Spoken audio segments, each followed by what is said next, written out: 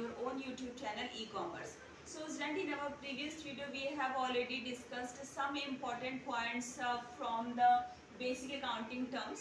So today we shall continue this class. हम इस class को आज कंटिन्यू करेंगे और जितने भी पॉइंट्स बचे हुए हैं बेसिक अकाउंटिंग टर्म से आज हम उसे कंप्लीट करेंगे. Okay, so next point is this is the 8th point. Okay, now capital receipt and the revenue receipt. पूंजीगत प्राप्तियां और आयगत प्राप्तियां किसे कहते हैं? तो as we already know that पूंजीगत प्राप्तियां व्हेन एनी कंपनी ब्रिंग और sell any fixed assets of the company, that is called capital receipt. When any company sell goods of the company and give a service to outsider and take a money and take a fee or commission from that person, that is called revenue receipt. So आज हम देखेंगे revenue receipt किसे कहते हैं और capital receipt किसे कहते हैं. So look at the black board. The revenue receipt are shown on the credit side of the trading and profit and loss account. Okay, so इसमें क्या बोला कि जो रेवेन्यू रिसिप्ट है, जो हमारी आयगत मद है, हम उसे या तो ट्रेडिंग अकाउंट में एंड पीएल अकाउंट में हमेशा क्रेडिट साइड ही शो कराते हैं. जैसे किसी को कमीशन दिए, किसी से कमीशन मिला, हमने अपने गुड्स को सेल किया, वो भी हमारे trading and profit and loss account के क्रेडिट साइड में शो कराया जाता है. Whereas the capital receipts are shown in the balance sheet other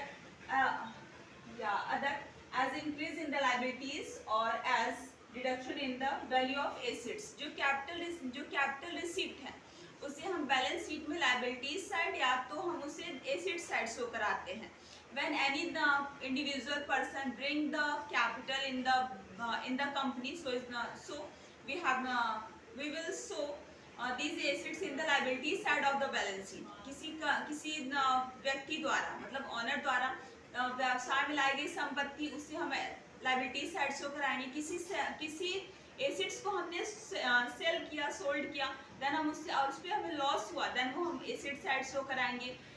if any company take a long term loan from the outsider, तो वो भी हम कहाँ दिखाते हैं? Liability side show.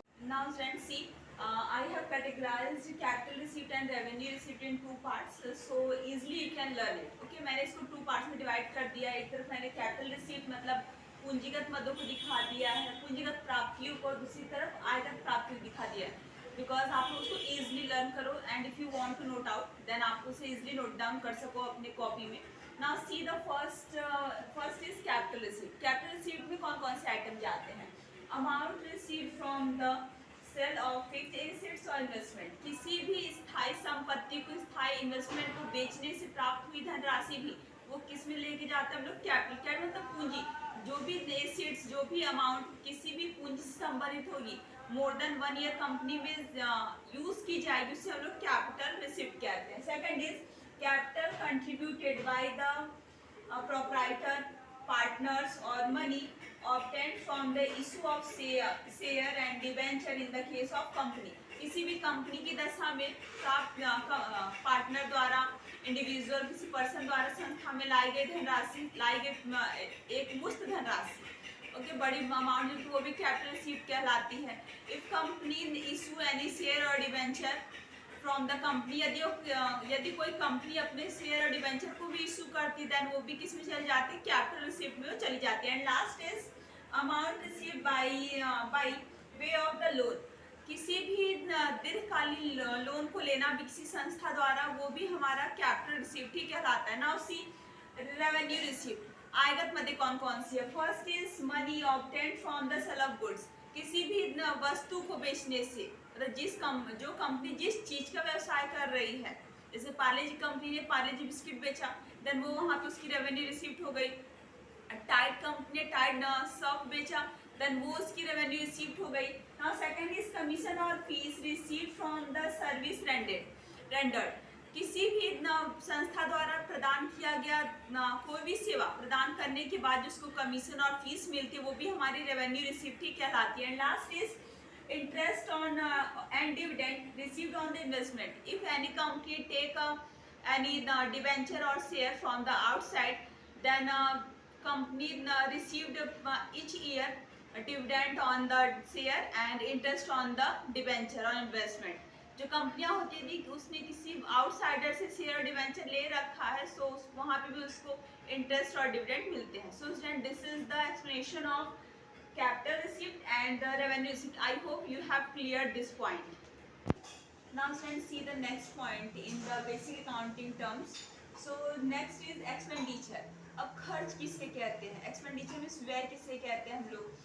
So see, any disbursement of cash and the transfer of property and incurring liabilities for the purpose of acquiring assets, goods and services is called expenditure. Expenditure किसे कहते हैं? जब कोई भी कंपनियां किसी भी संपत्ति को सेल करती है, किसी भी संपत्ति का हस्तांतरण करते हैं, किसी भी दायित्व का उदय करते हैं, उसे हम लोग क्या कहते हैं? एक्सपेंडिचर कहते हैं। Now any disbursement of cash and transfer of property, किसी भी कैश को प्राप्त करने के लिए किया गया भुगतान, ट्रांसफर ऑफ संपत्ति का हस्तांतरण और एक्वायरिंग लायबिलिटीज, किसी भी दायित्व का उदय for the purpose of inquiring assets, goods और सर्विस, मतलब किसी भी एसेट्स, गुड्स और सर्विस को लेने के लिए जब कोई भी कंपनियां किसी भी पैसे का पेमेंट करती हैं, अपने संपत्ति को ट्रांसफर करती है, एज अ लोन वो लेती है, उसको बोलते हैं एक्सपेंडिचर। उसी को हम लोग एक्सपेंडिचर कहते हैं। Now see how many kinds of expenditure? So it's 3 kinds of expenditure: capital expenditure, revenue expenditure and default revenue expenditure. Okay, now see capital expenditure. Capital we already know that what is capital. When any company or any person take a heavy amount from outsider and invest in the company, so it's called capital. जब कोई भी company बहुत बड़ी धनराशि अपनी संस्था में लगाती है, उसको हम लोग कैपिटल कहते हैं। So capital expenditure, when any company purchase a plant, purchase a machinery, purchase a building for the company, that is called capital expenditure. जब कंपनियां कोई भी स्थायी संपत्तियों खरीदती हैं तो उसे हम लोग कैपिटल एक्सपेंडिचर कहते हैं। Okay, now see the revenue expenditure. Revenue expenditure means when company spend their money for the regular basis for the daily routine work, so it's called revenue expense. Companies bring loss or profit during 1 year. जो revenue expenditure होता है, इसका जो भी लाभ या हानि मिल रहा है वो कंपनियों को एक साल में ही मिल जाता है। मोर देन 1 ईयर इसको जो बियर है वो नहीं करना पड़ता। For example salary and water tax, service tax, ETC, ये सारे हमारे रेवेन्यू एक्सपेंस होते हैं, एक्सपेंडिचर होते हैं। Okay, now last is default revenue expenditure, जो स्थगित आगत होती हैं, जो खर्चे होते हैं, एक्सपेंसेस, एक्सपेंडिचर होते हैं। So when company spend their money on the advertisement and when company we can't return off this amount within 1 year and within 1 financial year. So कंपनियां जब जो डिफॉल्ट रेवेन्यू होते हैं, कंपनियां इसे कभी भी एक साल में राइट ऑफ नहीं कर सकती, because this is the uncertain item. ये जो अनसर्टेन है, क्योंकि कंपनियों ने एडवर्टाइजमेंट भी किया तो एक होप लेके चलती है, वो एक इमेजिन करती है कि within 3 year, within 4 year, within a certain year हमें निश्चित समय के अंदर सारे जितने भी एडवर्टाइजमेंट पे हमने जो भी खर्च किए हैं उसे हम एज अ प्रॉफिट क्या कर लेंगे, गेन कर लेंगे, या फिर उस अमाउंट को राइट ऑफ कर लेंगे। तो एडवर्टाइजमेंट जो भी डिफॉल्ट पेमेंट होता है, जो कंपनियां करंट ईयर में तो करती हैं बट उसे आने वाले कई वर्षों तक वो राइट ऑफ करती चल जाती हैं, उसे हम लोग डिफॉल्ट रेवेन्यू एक्सपेंडिचर कहते हैं। सो सीधा नाउ सी अगेन कैपिटल, जिसमें वो किसी संपत्ति को क्रय करते हैं, सो वो हमारे कैपिटल हो जाएंगे। कैपिटल लाया तो ये एसेट्स और लायबिलिटीज, आई मीन टू से ये हम लोग किसमें दिखाएंगे, बैलेंस शीट में दिखाएंगे। Okay, revenue expenses, revenue expense में हमने गुड्स परचेज किया एंड सैलरी दी, वेजेस दिया, रेंट पे किया, ये हमारे रेवेन्यू एक्सपेंडिचर, ये हमारे profit and trading account and profit and loss account में चले जाते हैं। लास्ट इज हमारा default revenue expenditure, like advertisement. हमने एडवर्टाइजमेंट देगा तो हर साल से थोड़ा थोड़ा राइट ऑफ करते चलते हैं, एंड ये हमारे PL में भी जाते हैं, बैलेंस शीट की लायबिलिटी साइड भी जाते हैं। So student, this is the expenditure.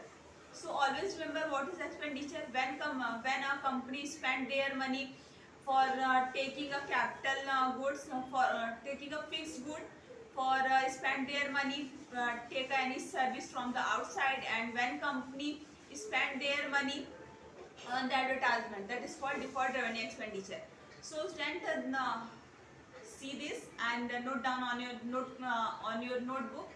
And if you have any confusion in this session, so please do your comment on comment box. So please like, share, subscribe your own YouTube channel e-commerce. So bye.